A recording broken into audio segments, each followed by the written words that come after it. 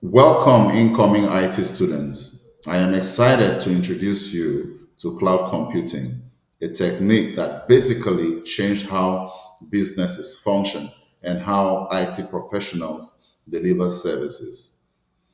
By the end of my presentation, you will understand what cloud computing is, when it started, and why it is important for your future career.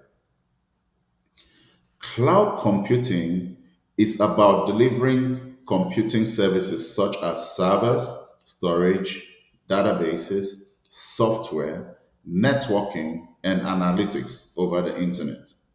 It emphasizes three aspects, which include cost reduction, capacity planning, and the third one is business agility, often provided as infrastructure as a service, platform as a service, or software as a service, where the cloud provider manages and maintains the infrastructure that organization use remotely. By this, the organization will only pay for the services that are used. The evolution of cloud computing dates back to the 1960s when mainframe computers were introduced. These early computers were very big, they were not fault tolerant, and consumed high amount of power. Then in 1970s, it moved to multi-user mainframe computers. Then in the 80s, it moved to PCs in the workplace. Client server computing came out in the 90s and the internet in 1995. Exactly 10 years after that, in 2005, the cloud came into being, moving from traditional on-prem services to scalable, less expensive, and elastic services. Cloud solutions are the choice to go to if your focus is on agility, scalability, and accessing resources globally.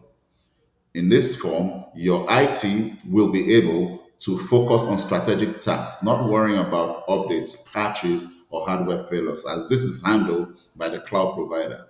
But in as much as cloud solution is appealing, there are some downsides to note.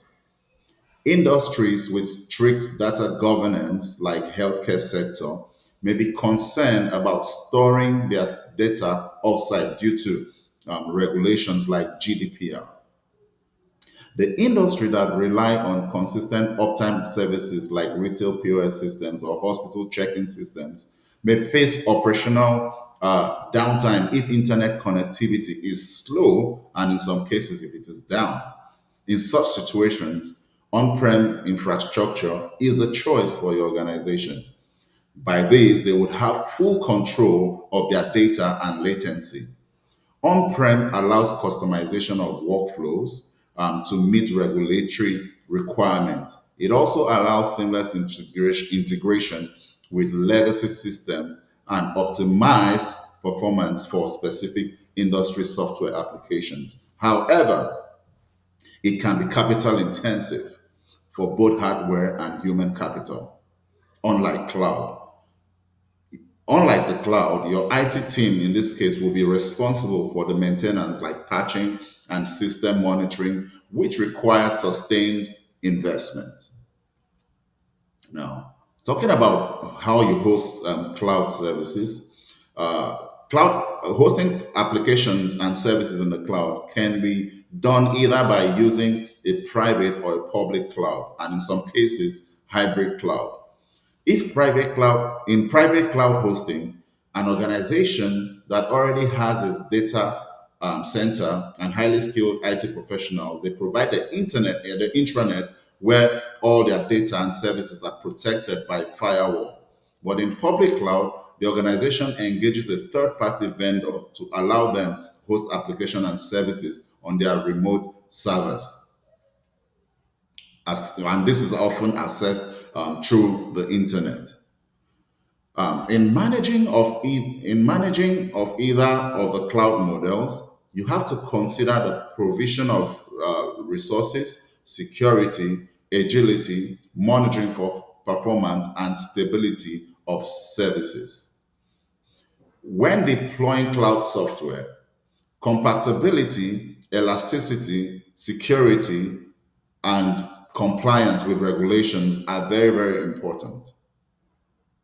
In conclusion, cloud computing has created an enabling environment for innovations in IT space. As a future IT professional, having the knowledge of both on-prem and cloud solutions will be beneficial to your success. As the industry is tending towards a hybrid model, your ability to navigate these technologies will define your career growth. Thank you.